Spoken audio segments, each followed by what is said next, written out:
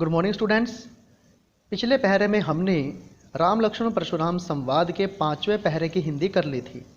अब देखिए हमारे सामने इसका छठा पहरा है और उसकी हिंदी और उसकी जो व्याख्या है और उसके आलोचनात्मक प्रश्नों के बारे में हम चर्चा इस वीडियो में करेंगे। देखिए सबसे पहले इसमें पंक्ति है, कहेहु लखन मूलिशील तुम्हारा को नहीं जान विदित संसारा। क्योंकि पिछले पहरे में परशुराम जी बहुत बोल चुके थे अपने स्वभाव के बारे में, तो अब उसको उत्तर देते हैं लक्ष्मण।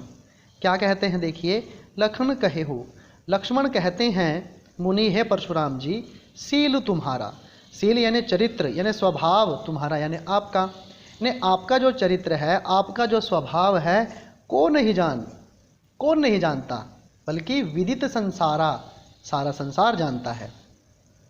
माता पिता ही उरिन भय नीके, माता पिता ही माता पिता के, उरिन का अर्थ आपको बताया था मैंने, ऋण से मुक्त, भय हो गए हो, नीके भली भांति, यानी आप माता पिता के कर्ज से भली भांति मुक्त हो चुके हो और गुरु ऋणु रहा और वो गुरु का ऋण आपके ऊपर रह गया है, सोच बढ़ जी के, और उसकी जो सोच है, उसकी जो चिंता है, जी के, आपके जो जी है, आपका जो हृदय है, बढ़ उस पर बढ़ गई है। सो जनु हमरे ही माथे काढ़ा, सो मैंने उसे, जनु मुझे ऐसा लगता है, हमरे ही हमारे ही माथे काढ़ा, माथे पर मरना चाहते हो।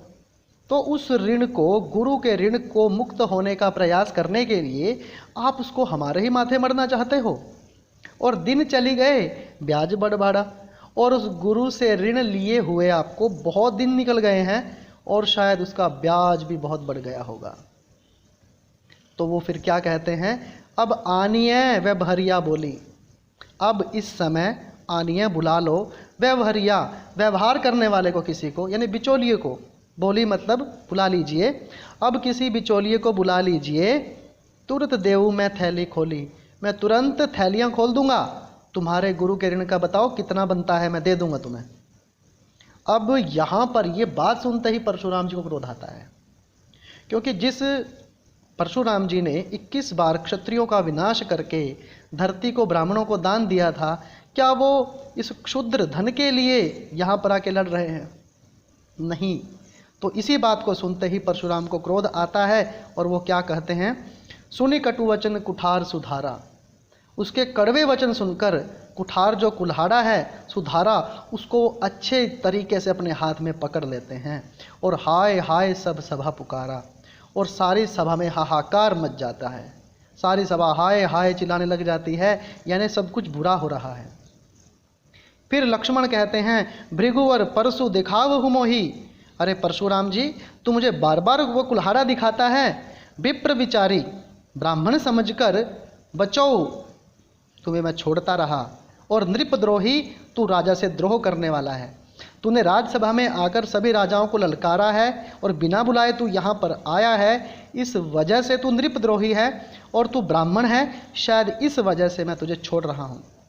फिर वो कहता है, मिले न कबहू सुभट रन गाड़े, कहते हैं कि मिले नहीं हैं कबहू कभी भी, सुभट, भट होते हैं योद्धा और सुभट होते हैं अच्छे योद्धा, रन गाड़े युद्ध के मैदान में।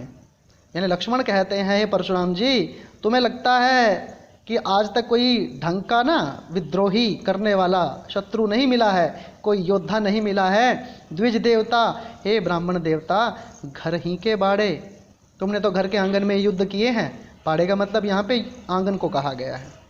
अनुचित कही सब लोग पुकारे, यह अनुचित हो रहा है, ऐसा सारे लोग कह कह कर पुकारने लगे, और इतनी बात होनी ही थी, रघुपति सयनहि लखनऊ नेवारे, रघुपति उस राम ने सयनहु अपनी आँखों से ही लखनऊ नेवारे, लक्ष्मण को रोक दिया।